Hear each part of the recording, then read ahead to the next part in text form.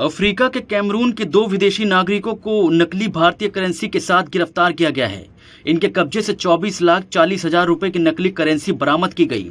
जालसाजों के पास से धोखाधड़ी देने के लिए इस्तेमाल की जाने वाली मशीन भी बरामद की गई है। साउथ वेस्ट जिले के वसंत कुंज साउथ पुलिस को 19 अप्रैल 2024 को धोखाधड़ी की एक शिकायत मिली, जिसमें उन्होंने आरोप लगाया कि 2 विदेशी नागरिकों द्वारा 500 रुपए की नकली भारतीय नोटों का इस्तेमाल करके उन्हें धोखा देने की कोशिश कर रहे हैं। शिकायतकर्ता द्वारा लगाए गए आरोपों की जांच की गई। शिकायतकर्ता ने खुलासा किया कि कथित जोड़ी जल्द ही महिपालपुर में उनके कार्यालय आने वाली है। तुरंत आरोपियों को पकड़ने के लिए महिपालपुर में जाल बिछाया गया। कुछ ही देर में धोखेबाज अपने उपकरणों के साथ वहां पहुंच गए और मौके पर ही पकड़े गए। जांच करने पर उस सफेद बक्से में 500 रुपए के मूल्य वर्ग में 24,40,000 रुपए की नकली भारतीय करेंसी नोट पाए गए।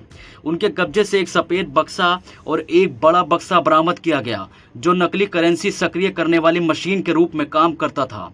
जांच करने पर उस सफेद बक्से में 500 रुपए के मूल्य वर्ग में 24,40,000 रुपए के नकली भारतीय करेंसी नोट पाए गए।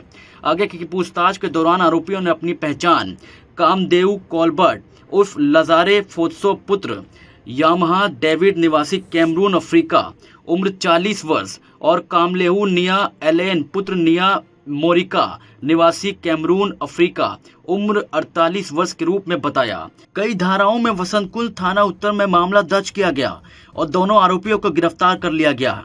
पूछताछ के दौरान आरोपी ने खुलासा किया कि वह अफ्रीका के कांगो में अपने सहयोगी की मदद से लोगों को व्यापार में निवेश करने के लिए लुभाते थे। कांगो में उनके सहयोगियों ने शिकायतकर्ता से टेलीफोन पर संपर्क किया और उसे उसके साथ व्यापारिक संबंध विकसित करने का लालच दिया। शिकायतकर्ता ने शुरू में उन पर भरोसा किया।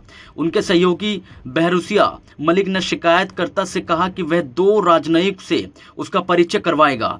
बाद में आरोपी कामदेव कॉलबर्ट उर्फ लजारे फोसो और कामलेउ नीला एलेन में दिल्ली में शिकायतकर्ता से मुलाकात की और उससे कहा कि वह उसे दूतावास द्वारा बनाए गए 1 करोड़ रुपए के मुद्रा भंडार दिलवा सकते हैं, जो वास्तव में बरसरुजिया का है, लेकिन उस पर सरकारी मोहर लगी हुई है।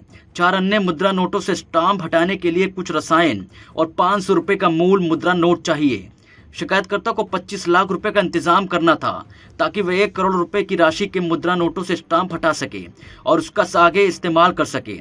उन्होंने शिकायतकर्ता के साथ उसके कार्यालय में बैठक की और शिकायतकर्ता को दिखाने के लिए एक बक्से में नकली नोट लाए तथा एक मशीन भी दिखाई। उसका उपयोग स्टाम्प क्लियर करने के लिए किया जाना था। जब वह महिपालपुर पहुंचे तो पुलिस ने उन्हें पकड़ लिया और उनकी योजना विफल हो गई।